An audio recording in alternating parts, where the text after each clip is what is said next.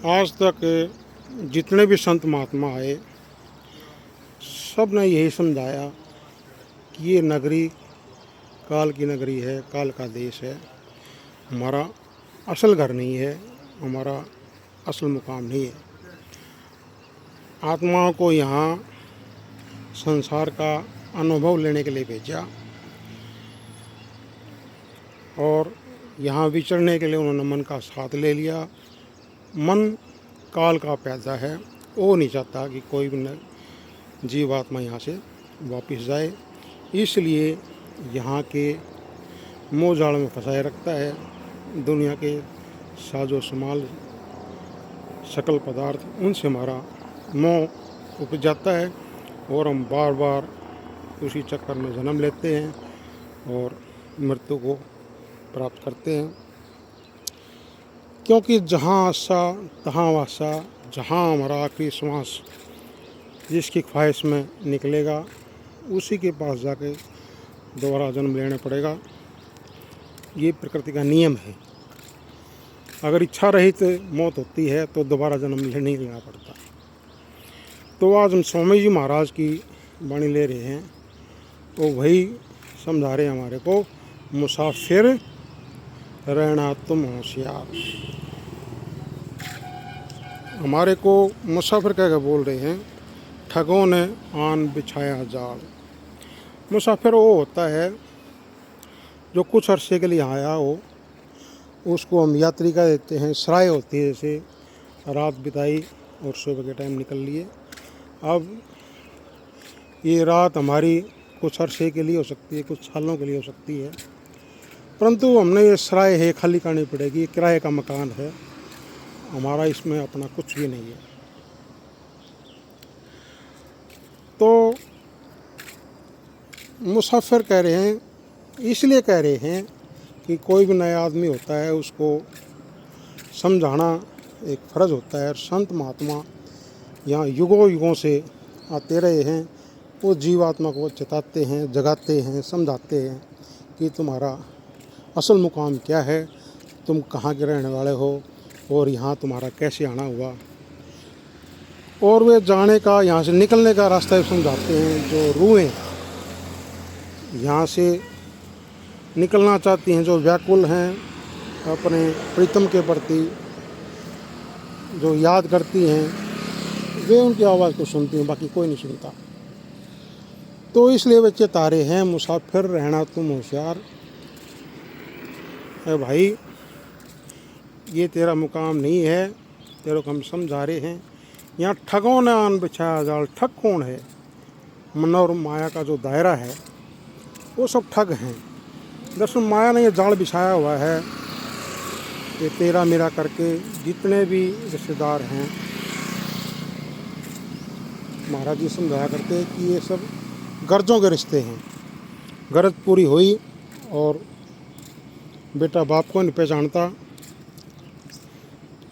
भाई भाई को नहीं पहचानता और सब अपना किनारा कर जाते हैं।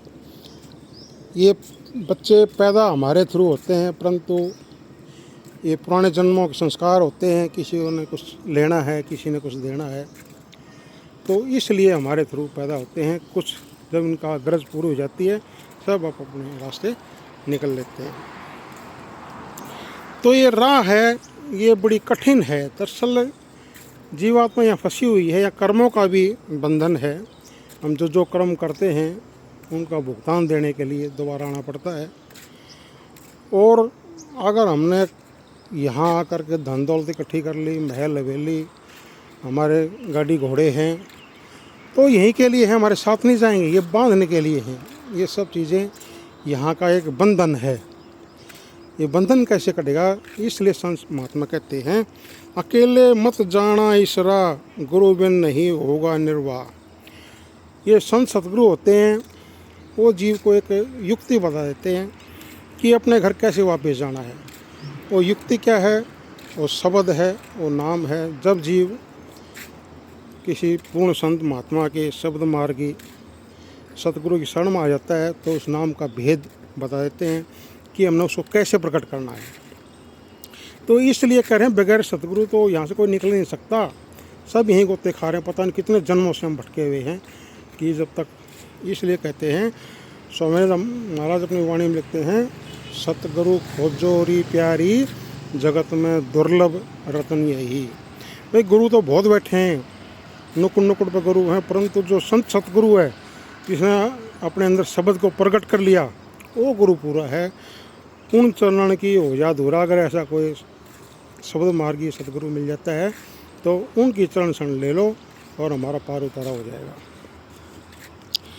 जमा सब लेंगे तेरी छीन, करेंगे तुझको अपना दीन। जो हम कितने ही अच्छे कर्म कर लें, परंतु ये जम के दूत जब आखिरी मौका होता है तो कितने भी अच्छे कर्म होते हैं उनकी जो उनका फल है सब छीन लेते हैं और हम वही खाली के खाली रह जाते हैं। हमारे साथ मौत के बाद कुछ भी नहीं जाता।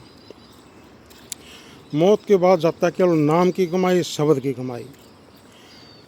तो इसलिए कह रहे हैं, और कौन देता है? वो देता पूर्ण महात्मा, जो शब्द का विधि हो, शब्द का वाकिफकार हो, उस रास्ते फिर डेली आता जाता हो, वो हमारे को ये भेद दे सकता है। तो कोई हमारी अकेले की बात नहीं है, वो पूरे ही सृष्टि में जितने भी जीव हैं, जितने भी आज तक आए हैं, यहीं को तिखारे हैं, पूरे संसार का ये हाल है। ठगों ने रोका सब संसार, गुरु बिन पड़ गई सब पर धाड़। जिसने गुरु नहीं किया, जिसने पूर्ण गुरु की संगत में नहीं आया या जिसको मिला नहीं, वो ऐसे ही गोते खाता रहा और जमदूतों की उनको ऊपर धार पड़ी, मार पड़ी और उन्हें 84 के जेल खाने में दोबारा आना पड़ा। तो मेरा सबसे आग्रह है कि अपने मंजिले मकसूद को पहचानें और नाम की कमाई, शब्द की कमाई से जुड़ें, ताकि हमारा आवागमन सदा के लिए कट जाए और हम बंधन मुक्त हो जाएं। यही जीव का लक्ष्य है, यही हमारा ध्येय है। हम कितनी बार जन्म ले लें, इंसान जन्मा वैसे तो सीढ़ी का आखिरी डंडा कहा जाता है, परंतु अगर हम किसी संत महात्मा की संगत में नहीं आए, उनकी सोबत नहीं करी, तो हमको मार्ग नहीं मिलेगा। और फिर दोबारा जन्म मिले ना मिले या ऐसी जगह मिले कि भूले भटके भी मालिक की याद ना आए। इसलिए समय रहते सबसे गुजारिश है किसी पूर्ण महात्मा की खोज करें, ताकि हमारा आवागमन सफल हो, और यही इस मनुष्य जन्म का लक्ष्य है। जय हिंद, जय भारत। हम समय समय पर गुरुवाणी का पाठ करते हैं। अगर आपकी इसमें रुचि है, आप इंटरेस्ट रखते हैं, तो चैनल को सब्सक्राइब करें, लाइक करें और हाई का बटन दबाएं, ताकि जब भी कोई नई वीडियो है आप तक अवश्य पहुँचे। जय हिंद, जय भारत।